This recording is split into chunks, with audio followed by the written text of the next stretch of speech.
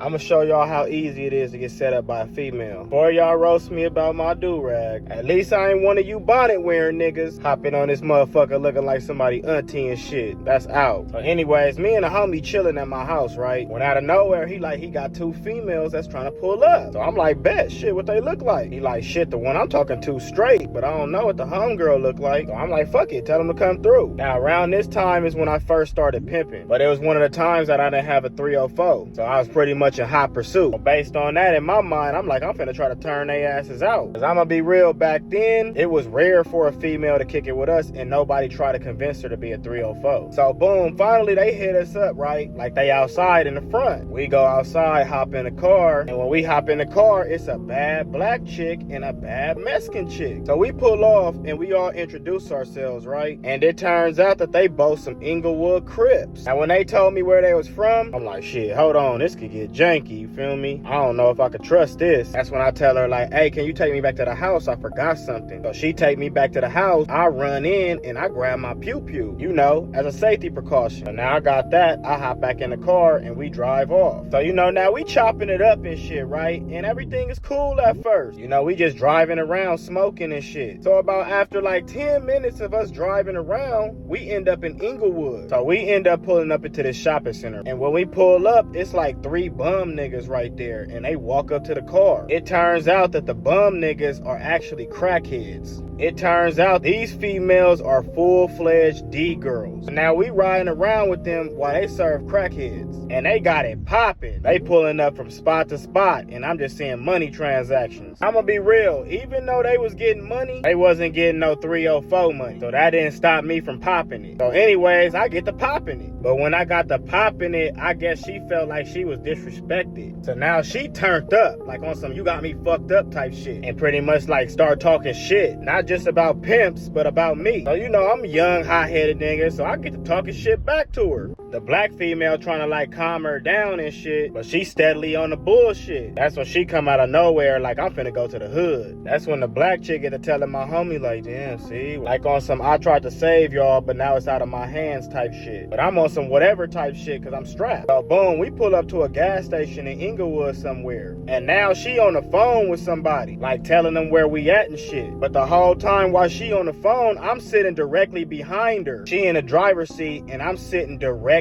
behind her. But the whole time she talking, I got the pew-pew pointed at the back of the seat based on she telling somebody where we at. So in my mind, I'm like, soon as somebody pull up, she gonna be the first to get it. The first thing I'm gonna do is start cracking through the seat. So she's still on the phone talking shit, not even knowing she got a pew-pew pointed at her back. Now remind you, I'm not trying to hurt her. But if she try to do something to me or have something done to me, I'm gonna have no choice but to do something to her. So the whole time I got the pew-pew pointed at her, the homie tying up his shoes and shit, pretty much like he getting ready to run, but at the same time he telling me just bust. But I'm on some shit, I'm not trying to really hurt him, I'm just trying to protect myself. That's when I tell him like, nah, you feel me, but if somebody pull up, I'ma get cracking. So anyways, the black chick come out the gas station and hop back in the car. But when she hop back in the car, she get to talking like on some like peace shit, you feel me, like on some trying to calm the situation down. That's when I'm like, you know what, shit, just drop us off and we good, you know, like we ain't even tripping like that, we just trying to get up out of here, just take us back home. That's when the Mexican chick kind of like switch her tone and make it seem like everything cool. He like, all right, for sure, I'm gonna take y'all back home and shit. So I'm like, bet. Now I'm gonna be real, I was on some bullshit low key. Like I was finna pull a straight scumbag move. I tell the homie, soon as we get back, I'm gonna take him to the Michael Myers cut and rob him. The Michael Myers cut was this street that was like dark and had a bunch of trees and stuff. It was a street that looked like Michael Myers would be chasing somebody down. Now I'm gonna be real, I don't know how the fuck this shit happened, but somehow old girl ended up driving into the neighborhood. But when she drove into the neighborhood, she taking all type of back streets, cuts, and all type of shit, right? So long story short, I didn't know where the fuck I was at now. We in a hood somewhere. And I never been in a hood. But I had fucked up and let my guard down, thinking she was just gonna take a nigga home. But nope, my ass fell for the banana and the tailpipe. So anyways, we driving through they back streets, right? And out of nowhere, the Mexican girl like, I gotta pee. I'm like, you gotta pee? She like, yeah, I can't hold it. We gonna pull over right here and I'm gonna just run in and pee real quick.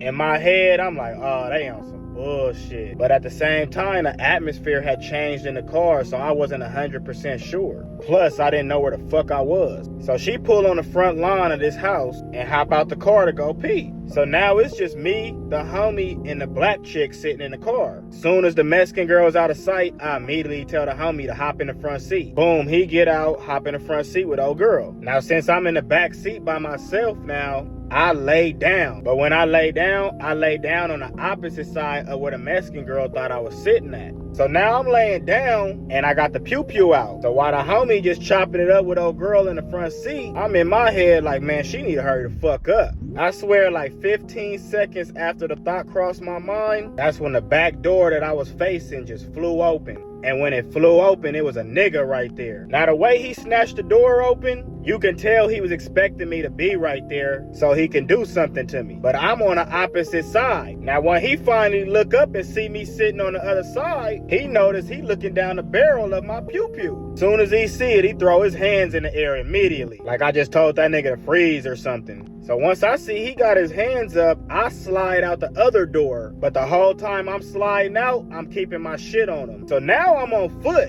but I still got the pew-pew pointed at old boy. That's when I noticed there's some more niggas running out of house that's across the street. I just remember the first one was a fat nigga. When that nigga noticed that I had his homie hemmed up, that nigga literally stopped in his tracks and threw both hands in the air. So now the homie, he on the side of me now. And I got the pew-pew pointed at them niggas, but I'm backing up towards the corner. I'm trying to get to the corner. Now I'm spooked, because I'm thinking one of them niggas that ran out the house might have a pew-pew too. That's when I'm like, fuck it, I'm finna squeeze. But then I'm like, oh shit, I don't know where the fuck I'm at. So I'm like, if I squeeze, I'm not gonna know where to run. I'm gonna be running around these niggas' hood like a chicken with his head cut off, until the police most likely catch my ass. That's when I'm like, fuck it, I'm only squeeze if I really got to. So finally, I back up all the way to the corner. That's when I tell the homie to take off. Soon as he take off, that's when I take off. Now we running through these niggas' hood, and we don't know where the fuck we at. I mean, we hopping gates, we running through niggas' yards, and all type of shit. Finally, I see La Brea. Now, once we was on La Brea, I'm like, all right, cool, I know where I'm at now. Now, remind you, it's late, and we walking down the boulevard. I know if the shoes was on the other feet, me and my homies would be in cars looking for these niggas. So while we walking down La Brea, I got the pew-pew out, but I got it like close to my side and shit. I'm thinking like, shit, I know where I'm at now, so if they pull up, I'ma squeeze. Now, we walking, and I'm on every car, but nobody ended up coming to look for us. That's when I realized, I'm like, oh shit, my ex-girl stay around here. So me and a homie, we walked to her house, posted up there for a second, hit my sister, and got up out of there. But anyways, y'all like, comment, and follow for more stories.